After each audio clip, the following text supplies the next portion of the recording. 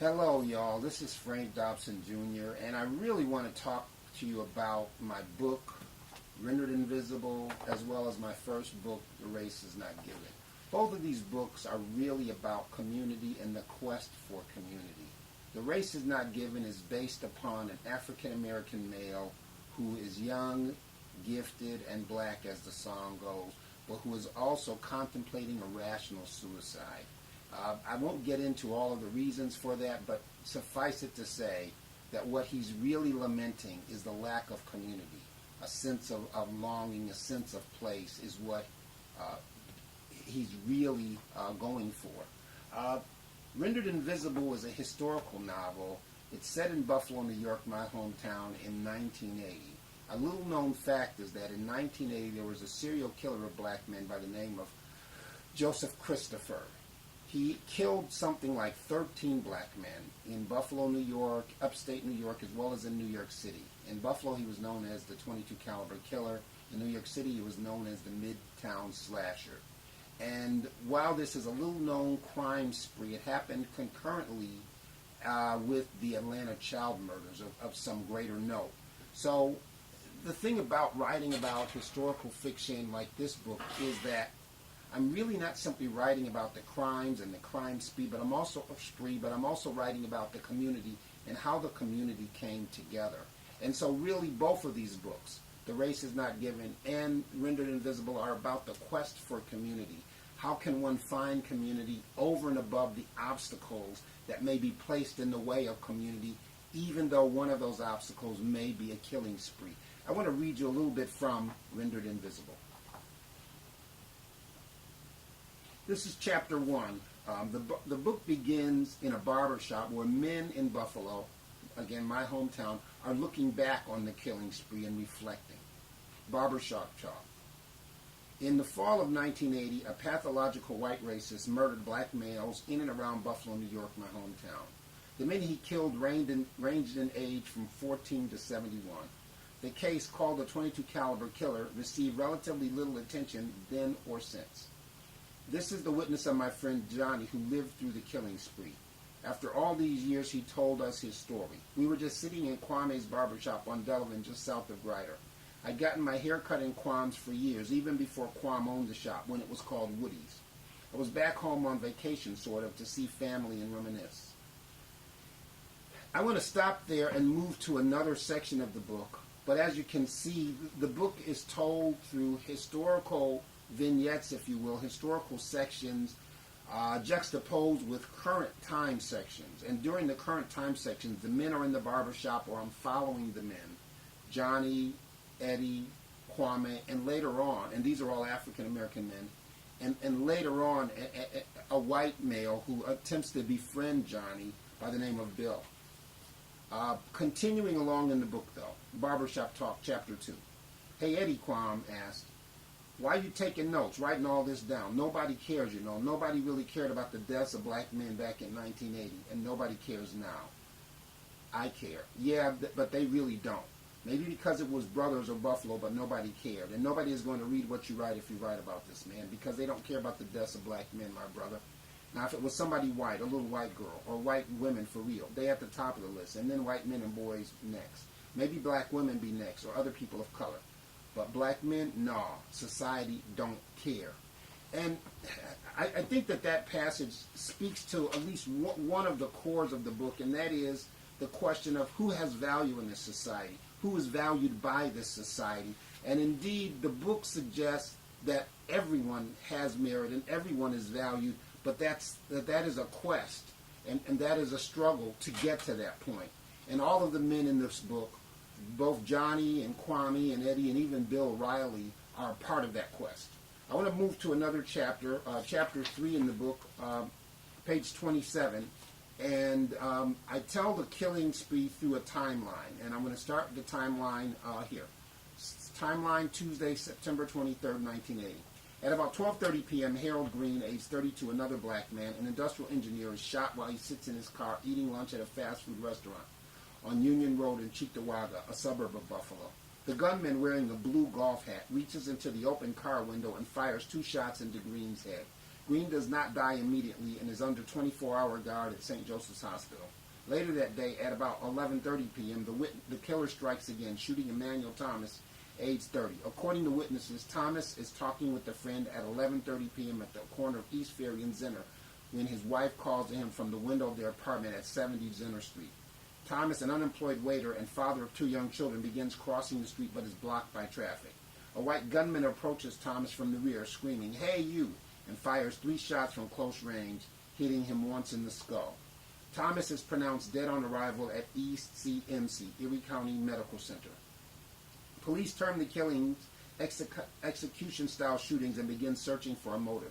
The story is now front-page news in the local papers. Pedestrian shot to death on the east side and 2 more executed. Police look for link. There's also a story about how the police see a link between the 2 parking lot shootings, but there is no mention yet of race, of black skin being a link. Through the historical timeline, I attempt to give you the chronology of the killings. The first victim is actually a 14-year-old African-American boy, and now I want to read about his funeral service. Timeline, Saturday, September 27, 1980. Today is the funeral of the 14-year-old Glenn Dunn. Ray Hill, a white local news columnist, attends the service and writes an impassioned piece on it. Revenge is the Lord's. But some at the funeral speak of taking revenge themselves. They speak of arming themselves in order to fight this unknown assassin. The small sanctified church can't hold the hundreds who have come to offer their sympathy, condolences to his family, father, mother, and grandmother. When the pews fill up, they sit in folding chairs and they stand in the aisles. The choir sings, "I'm going on a long journey," and the preachers preach about God's inscrutable will. The words of the reporter Hill are eloquent as he recalls how Dunn, a black boy, once in the church Sunshine Band, was now dead. I've been in the Sunshine Band too, and I wondered what the killer saw or didn't see to compel him to kill the kid. One of the first of many racial incidents to result from the shootings occurs outside Dunn's funeral. During the service, 2 cars of white youths pull up outside the church and began taunting blacks entering the church, attending the funeral. The white hecklers had painted their faces and bodies red and drawn bullet holes on their faces. The head of a mannequin smeared with a red blood-like substance is perched on the fender of one of the cars, presumably in mockery of the dead child. Further, according to witnesses, the whites follow the funeral procession on its route, taunting, heckling, and jeering at the mourners. So you can see how the city is being gripped by this assassin who's killing African-American men. All of a sudden you have whites who are voicing opinions. In this case, you've got hecklers, you've got the newspapers and the news stations looking at the killings, and all of a sudden the city is gripped with fear because of this killer who's killing African-American men. And I want to pick up where the city begins to respond. And so, again, timeline, Tuesday, September 30th, 1980. The reward begins to grow from different sources throughout the city, from both the black and white communities, as well as local businesses. A $1,000 reward is put up by the Buffalo News and WKBW-TV for information leading to the arrest and conviction of the killer. Wednesday, October 1st, 1980. The FBI enters the investigation because, according to U.S. Attorney Richard J. Arcara, the civil rights of 2 of the victims may have been violated because the killer interfered with their right to a public accommodation. One was shot in a restaurant and one in a supermarket parking lot. The locales of the shootings allow the authorities to use the old civil rights legislation from the sit-ins to bring the feds into the case. This legislation links the Buffalo violence to the 60s struggles when blacks in the South integrated lunch counters, soda fountains, and any other facility which serves the public and is principally engaged in selling food and beverages. For Buffalo blacks, walking on the street, eating a hamburger and fries have become gestures of courage, acts against fear and paranoia which link the cities with the struggles of the past. When young blacks sat down at lunch counters knowing they would be beaten, spat upon, jailed. Now we knew we might die just for being black. According to the police, a white man in the neighborhood where one of the shootings happened said to a black woman, "You're next, or you're going to get it," and then fled. But no black women have been shot, just brothers. By this point in the investigation, the police have gotten over 200 calls and tips, including one from a man who identified himself as the killer. And there's another where, according to the media, a wife called the cops to say she thought her husband was the killer, but she refused to give his identity.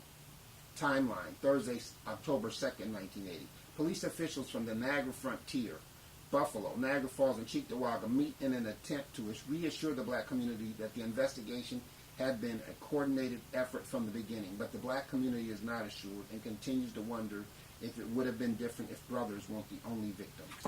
I want to move now to a passage further on in the book that I think I want to end with, and it has to do with, again, the city's response. And then following this, I want to tell you a little bit more about the book. Timeline, Sunday, October 19th, 1980. An estimated 5,000 Western New Yorkers jammed Niagara Square for a Unity Day rally. Blacks, whites, Hispanics, and others are in attendance, with more than 200 organizations taking part. An interracial Central City Choir sings songs, including the civil rights anthem, "We Shall Overcome." Speakers call for love, peace, unity, and an end to racial strife. At the rally, black leaders announced that they want Attorney General Benjamin Civiletti to take charge of the investigation.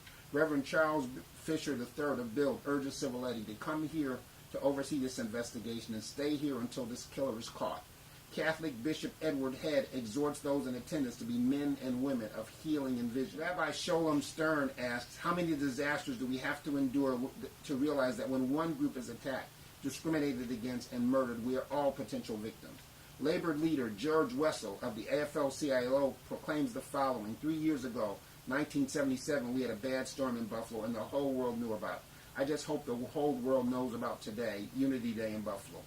And a day later, Ray Hill's passionate column on Buffalo's Unity Day rally begins with the headline, "The city proclaims its unity in defying a madman's assault."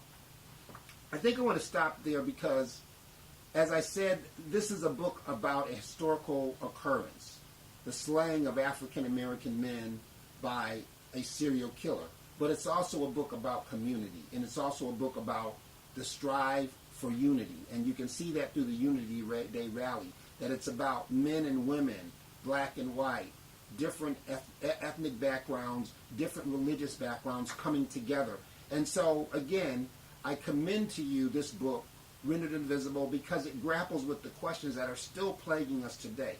How do we affect community? How do we gain community? And I would like to suggest to you that Central City Choir is symbolic of the unity that we should all strive for. Because what is a choir? It's a blending of voices.